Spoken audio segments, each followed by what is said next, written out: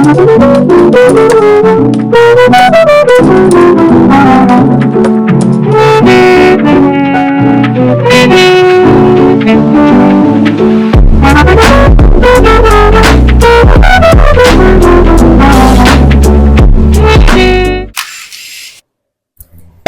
guys. If you asked my school friends who the artsy kid was, it definitely wasn't me. I was average at best, but I was never the artist of the class. And yet somehow, here I am, designing, freelancing, creating content full time. So here's my accidental journey of how I became a designer. But do stick around till the end because I have a giveaway for you all. See you at the end of the video.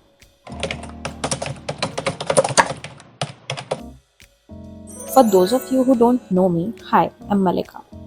If you know me from Instagram, YouTube, or LinkedIn, you have probably already seen my design work, freelancing tips, or just random creative experiment. But honestly, none of this was planned. I never thought I would call myself a designer or even a creative person. So, this is how I accidentally became a designer. I've always loved colors and art, and I never thought I was really good at it. In school, as I said, I was never the art kid. I was decent, but not the kind of person you would think would make a career out of creativity.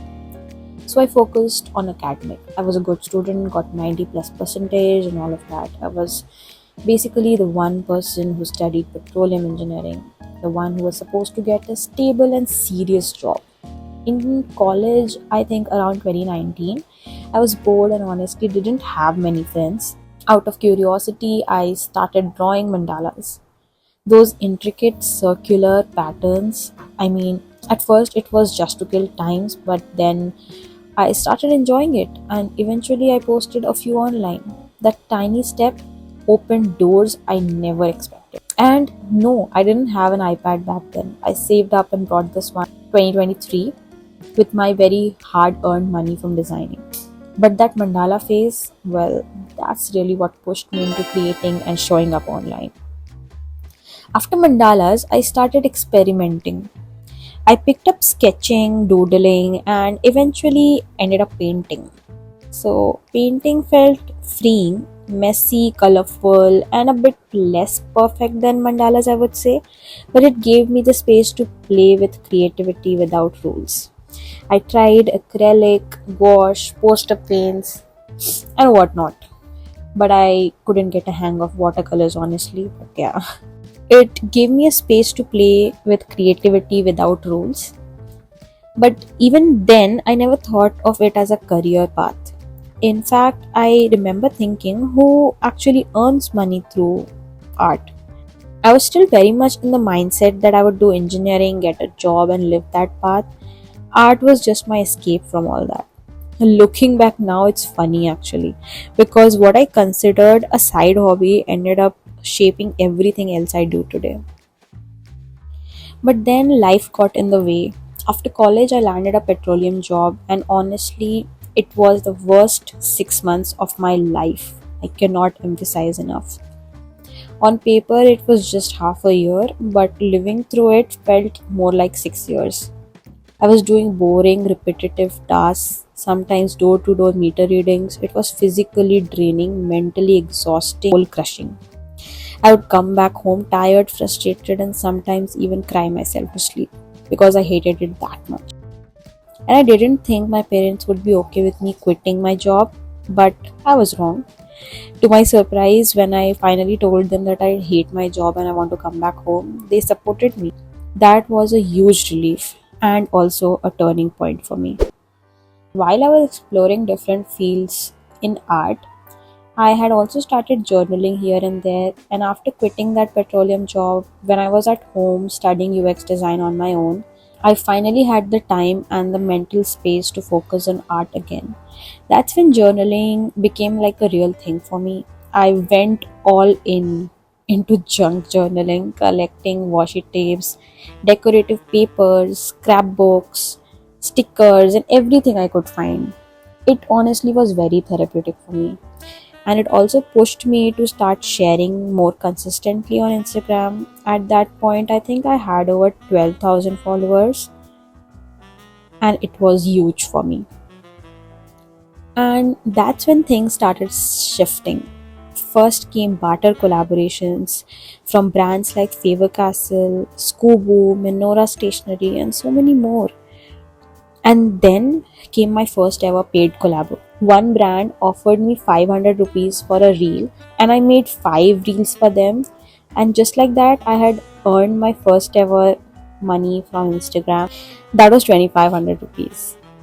It might sound small now, but for me at that point, it was huge because I did not know the power of the social media. That's when I realized that this little platform could actually pay me for doing what I loved. From journaling, I started slowly exploring different fields because I was learning UX design. I was getting used to Figma and other design tools, so I thought, why not give illustrations a try too?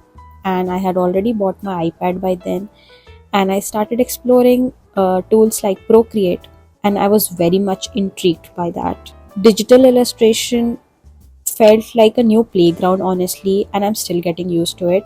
Unlike painting, where mistakes were final and I had to get a new paper, here I could actually experiment endlessly, undo, redo, and push myself in ways I never really thought was possible. It made me realize that creativity doesn't have to stay on paper, it can grow into the tools that we use. And also, another fun fact, while I was in Hyderabad for my UX job, I had also sold a few of my art and these digital pieces as stickers and posters and bookmarks at pop up stalls. And I was surprised to see how much people liked it, and which eventually gave me the confidence to try it even more. So I started making illustrations here and there on my iPad, and I'm still thinking, should I start selling them again? What do you think? Let me know in the comments. At this time, I was basically editing my own Instagram videos. I was trying to be consistent on YouTube, but I wasn't very successful in that path. And while I started editing more for Instagram, at first it was just a way to showcase my art better, but over time I fell in love with the process of telling a story through visual, music, timing, voiceovers, and all of that. That's when I began noticing that design wasn't just about making things look pretty, but it was also about creating experience, the overall experience. Whether it was a reel, a post, or a simple edit, I was designing how people felt what they saw my work was and how they felt, and that's something that clicked for me. Now let's come to my favorite part, that is UX design. How I came to know about UX is through a YouTube video from one of my favorite creators now, which is Ansh Mehra. YouTube tutorials, blogs, trial and error, and somehow it worked. But I would be honest with you, I did have a plan B. I gave my NIFT examination while I was preparing for UX so that in case I don't get a job, I'll have something else to do in the meantime. But surprisingly, I got into both. I got a first job in UX in Hyderabad, so I took that up, worked there for 2 years, and gained so much experience. But while I was learning UX at work, I was also building something else on the side, my presence online.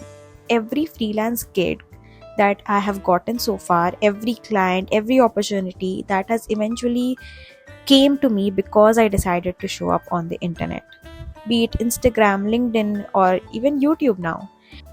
And today, UX design isn't just a career for me, it's the core of my creative journey. It's where art, storytelling, and problem solving all came together for me.